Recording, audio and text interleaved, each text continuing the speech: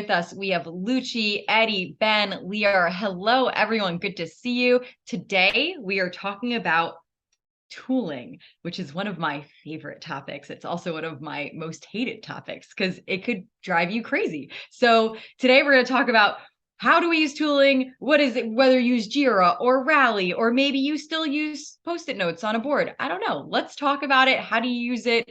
And are we slaves to tooling, or are we using it for our advantage? What are we doing? So I'm going to throw it to the group because I'm so curious to hear everyone's experiences with Agile tooling. We made a video about kind of people's frustrations with agile or teams being anti-agile, and we talked a lot about the meetings and how people say, oh, these stand-ups are a waste of time, or retros are pointless, nothing ever happens. But we didn't really go into, I'd say, like the tool burnout that people have, or the kind of the trauma and the fear that people have with Jira tickets. I've had times where I've asked people to do, create one subtask for each 4 hours of work, right? It's essentially, please do 30 seconds to a minute of documenting what you're working on for each hour to 4 hours of what you're working on. And had responses of people saying, oh, this is too much and this whole Jira thing is taking over. And it really, you see this fallacy in other things where people take a small thing and extrapolate, like, and kind of take it to an extreme, you know what I mean? Where if they ban guns, they're going to ban this, and then they're going to ban this, and then this, and then we'll be slaves to the government. They kind of think like, if I ask them to do 30 seconds of Jira work, it's going to be more and more and more, and it's just not the case. It's just almost always wrong of this, taking it to the extreme. So I've seen a lot of people that are kind of, even just the idea of opening the ticketing tool is a nightmare for them, and I really don't know how to deal with it, right? Because it's it's a tricky process. Have you guys noticed that have you noticed before in teams that are, let's say, hesitant to agile or have experiences with bad agile implementations, that they have similar kind of hang-ups around the tools? I absolutely have. And I think because a lot of developers, especially, feel like it's administrative tasks that they shouldn't have to do, which I understand that perspective because their main drive is to code. They want to develop. That's what their job is. And so they don't want to be bothered by something like dealing with a ticket in Jira. But what I often will ask the team is, well, how can we use this tool so that we're getting value out of it? So when I struggled with people using the tool, I've worked with the team on integrating the tool into the discussions that we're having. So if we're planning or if we're doing a backlog refinement session, we're using the tool not because we have to use the tool, but we should be using the tool to help guide these discussions as a group so that we can say, okay, if we're looking at a ticket, let's do it together. Let's figure out the requirements together. Let's understand in planning as a team, how are we going to get this ticket done? Or when do we need to get it done? And it becomes more a centerpiece around the conversation, I think. So Eddie, I'm curious if where you're at, is it they don't see the value in tasking out their user stories? Because on some of my teams, some people find that there's a lot of value in mapping out their work. Other teams that might be more mature have decided to not task anymore. And it becomes a tooling question of, do we have to do it in the tool? And I'm curious, Eddie, and for the whole group, like, at what point do you just go, all right, like, and just not push that sort of topic for tooling? I think there's two things there as well, right? So tasking out on Post-it notes or tasking out on Jira is probably costing about the same amount of time. So is it the tasking out, or is it the reluctance to use Jira or another tool? So there's two dynamics at play. I don't know what you think, Eddie.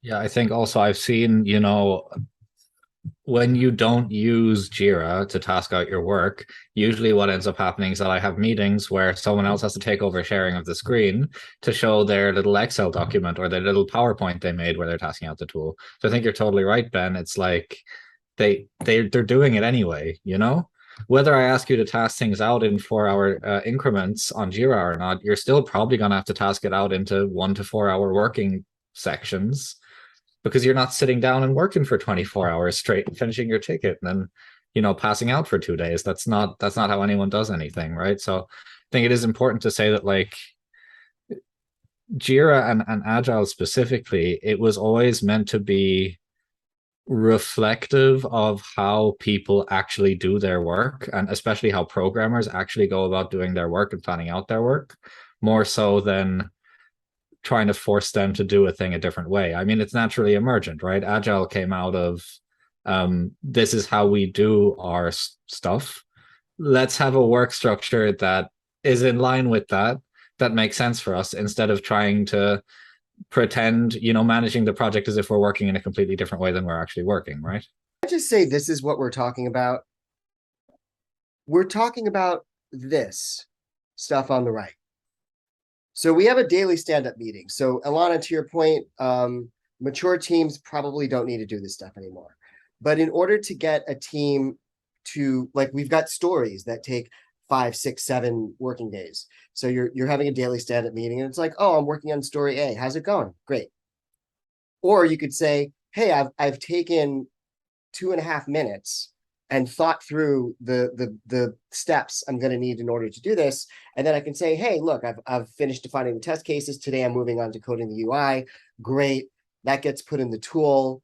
The rest of the team is doing this too. And look how cool this is. The tool automatically aggregates the total amount of hours people are working on. And then as we burn the hours off, it gives us tracking to see whether or not we're actually going to meet our sprint goal, which is a great, some people could call it training wheels, to before people have learned how to establish what their commitment is and establish what their ability to do might be, and we'll see things like the line is flat, so they're not updating the effort, or it's rising. So they thought about 5 tasks, but they didn't realize there were 4 more, and they learned that. And Agile is all about visualizing what's actually happening in reality.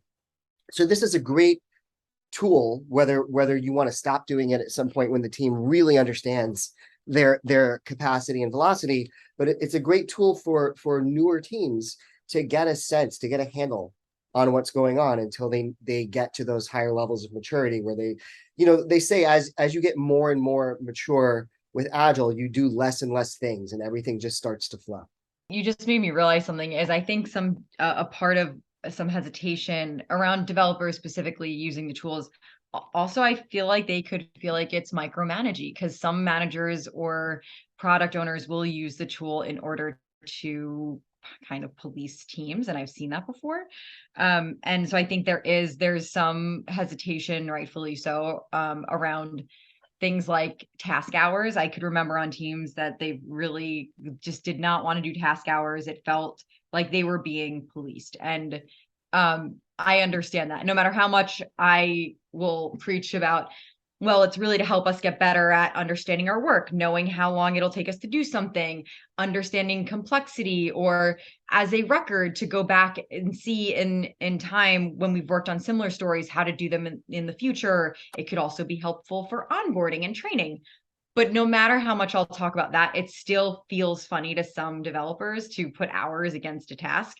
So I'm curious, as a final conversation, do we think that that's a thing, like that maybe the tool feels a little bit too much like Big Brother? Let's make a note about what we mean by hours. So Agile doesn't use hours from the perspective of elapsed time. It uses this fictional type of hours called an ideal hour, which is the way I like to define it is your phone is off, your email client's closed, you just went to lunch, you just went to the bathroom, and you've got the perfect amount of caffeine in your system. Maybe half of a person's day consists of those kinds of hours. It's also important to note that the one I always use, because I'm a massive foodie and I love to cook, is that it takes 8 hours to cook a brisket. But if I had a cook a brisket task, it would have a 1 hour mark on it because it's an hour of work and a lot of time waiting and fantasizing and maybe making sauces or something. Who knows? Good. I think as well that the tool's always going to be reflective of, just to kind of finish up, the tool's always going to be reflective of the culture at large as well, right? So if you have a place where they feel very safe, they don't feel like they're being policed, they don't feel like they're being micromanaged in a general sense, then no amount of asking them to be transparent of their work in Jira is going to make them feel that way. And if you have a culture where they feel like they're being micromanaged, they feel like they're being asked to show every little line of code they wrote, then asking them to update a subtask is going to make them feel like you're trying to control me. This is too much. I can't deal with it. So, yeah. And it's something that we've said on past episodes is it comes down to trust and being vulnerable and feeling like you could be open and feeling like you could fail in a safe environment. And if you don't have that and people are afraid, they're less likely to want to work with you on things or to want to comply because they just don't trust yet. And trust is huge. If I can just add before we wrap, it's almost as if processes and tools aren't in a separate silo from cultures and individual beliefs within an organization, almost as if it's some kind of complete integral view is needed to get an understanding of the topic. Oh man, Eddie, I feel another episode coming on after this one. Awesome. Well, everyone, thank you so much for your input. Really appreciate it. Lior, Ben, Eddie, Lucci, thank you so much. Please let us know in the comments below. How do you feel about tooling? Do you have a favorite one? What do you hate about it? What do you think? I mean, we all have, I'm sure, things that we want to be better in Jira or Rally or whatever it is that you're using, but we would love to hear from you. Let us know in the comments below and we will see you for the next one.